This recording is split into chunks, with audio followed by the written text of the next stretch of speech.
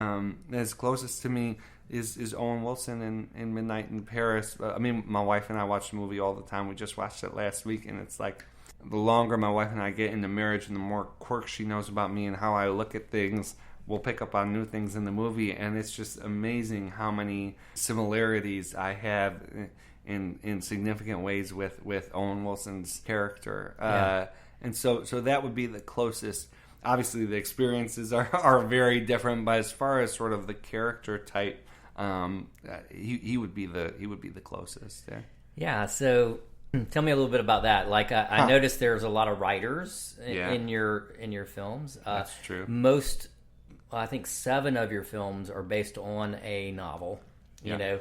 And it's funny because when I was looking at it, it's based on a novel of the same title, which I don't know what that means. But anyway, it's being held very close to the source material. Yeah, well, I really like how he has very artistic, grand, probably limited and appeal notions about who he is and what he could do. Like he wants to write. He's trying to write a classic American novel, but he keeps on getting these jobs as a screenwriter for That's blockbuster right. but very populist sort of films. Yeah.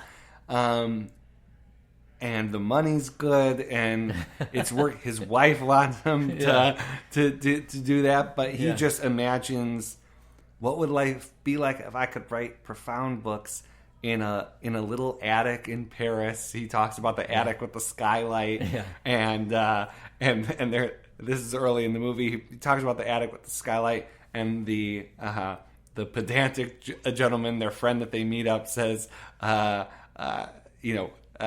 so you want to go back to tuberculosis?" and just he dismisses that thinking as golden age thinking. Yeah. But it's just trying to get an idealized nature of how things could be. Yeah.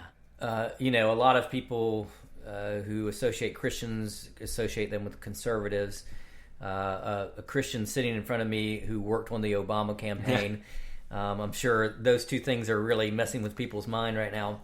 So tell me what the ideal, was it that ideal of kind of what we could do? Was it almost like we were doing a time rift where we were going back and healing our land a little bit with an African American president? What ideals did you kind of aspire to in doing that, especially as a Christian?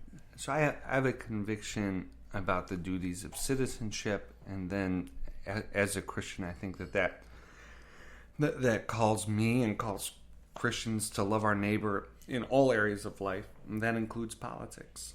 And if we don't view politics as a forum for loving our neighbor, then we're going to be led astray in that area. And so that's what drew me. I didn't think, in some ways it's just I have talents and knowledge and expertise in politics, and so it's in some ways it's my job. It's what I've decided to focus on. But I did see the campaign and especially working in the White House as a way to hopefully positively impact a large number of people in a pretty limited period of time. It's the convening power alone of the White House allows you to engage folks who can make change happen at once in a way that's pretty remarkable. And so it was a matter of service for me. Also starting with his first book, and then with the convention speech that made him famous in 2004, and then he gave a speech on faith and politics in 2006. When he was running and introducing himself to the public, he had a very refreshing approach to faith and politics. So just at the time when people were really starting to sour on even Christians on the religious right movement as a movement, and this sort of idea that they did some good things, but that they over politicized Christians. They maybe had over the top rhetoric at some points.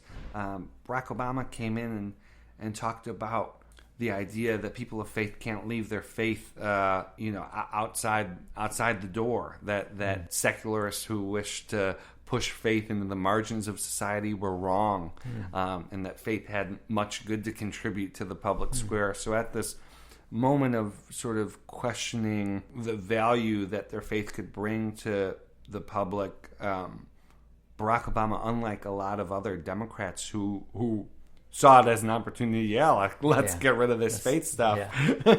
Barack Obama was actually offering a positive vision that was important as well. It definitely caught my eye. Stepped into that, and right. Then as he was elected, you were kind of that person in his administration. Yeah. So I was one of the folks working as a part of the faith-based office. Helps connect nonprofits, religious and secular, to the federal government to serve those in need. And so that's almost that work is social service provision, it's sharing of best practices, it's equipping really the private sector and the nonprofit sector with resources that can better help them do their work. And then apart from the policy work, I was involved in helping the president navigate the religious relationships or relationships with religious leaders, and then also the myriad of religious issues that perk up. And so it was really able to take a pretty wide lens on the different angles in which faith intersects with the public. I love it. Yeah. So yeah, that's awesome. Yeah, one of the reason I started my company Art Within was because I wanted to reinvent the intersection of faith and story, because I felt like all we had was cliches of what that looked like, from apocalyptic tales to movies with dogs to Bible robes and melodramas and stuff, and it hasn't changed a whole lot. How about for you? Has any change happened, or is it like what I've kind of experienced, where I see more of the same? More Bible robes, more melodramas, more or how does it look in world politics? Well, so this is the subject of my book, and so so I'm able to give that question a pretty full treatment. I'd say briefly now that because of demographic changes, because of the how political conflict and political struggle for power changes sort of a lot of the equations around a lot of issues. It's changed drastically from when I started working with the president in 2007, so almost a decade ago. And it's changed in good ways and bad ways. And the challenge is to, and really the task is to always be in a place where you're identifying and praising and lifting up and helping and equipping that which is good. And trying to stem and alleviate and rebuke that which is bad, and that's the nature of living and working in any field. And so that's what I try to do. But things have changed. Yeah. So here is a quote from A Beautiful Mind. It says, "Perhaps it's good to have a beautiful mind, but it's even a greater gift to discover a beautiful heart." And there's a lot of things going on in people's minds in your film. Even Inception probably being the icon of it. There's a lot of mind stuff going on, even with Antoine Fisher, where Denzel Washington is trying to really get into the mind of this young guy. Yet at the end of the day, you've got Russell Crowe's character in A Beautiful Mind landing in a place of it's not as great a gift as a beautiful heart. That's right. And I see that tension in your movies where it is the mind over here, and I'm a writer and everything, but at the same time, the heart and these relationships are really what's at stake. That's right. Heart wins out in Midnight in Paris. It wins out in Brooklyn. Wins out in A Beautiful Mind. Wins out in Interstellar. It's a very. I think that's a pretty poignant observation. How heady and how obsessed. Right, Interstellar. He's just, the whole thing is about finding the right formula and all this book knowledge and all this scientific equipment and all this. And at the end of the day, in Interstellar, it helped them get there. Yeah, it was matters of the heart that carried the day. When I watched it, when I was looking at and making notes of your top 10, the Captain and Tennille song came to my mind. Love Will Keep Us Together. It kept playing in my mind. Unfortunately, it didn't keep them together. I think they didn't stay together. Yeah. Is there a sort of romanticism? You met your wife in middle school. Yeah, that's permanence there. Whenever it's middle school, moving onward. Is there a sense that, like Owen Wilson, that there's just this romantic sense that love will keep us together? Brooklyn, that concept of she's going back to Ireland, may end up staying, but love will keep us together. And even in Revolutionary Road, there's a quote that he says to her in their arguments. He says, let me pull it up and read it real quick. The definition of insanity is the inability to relate to another human being. Yes. The inability to love. Yeah. How does that sound? Well, that scene is incredible. Mm-hmm. I mean, that scene is incredible. Yeah, that's very much what it is to me.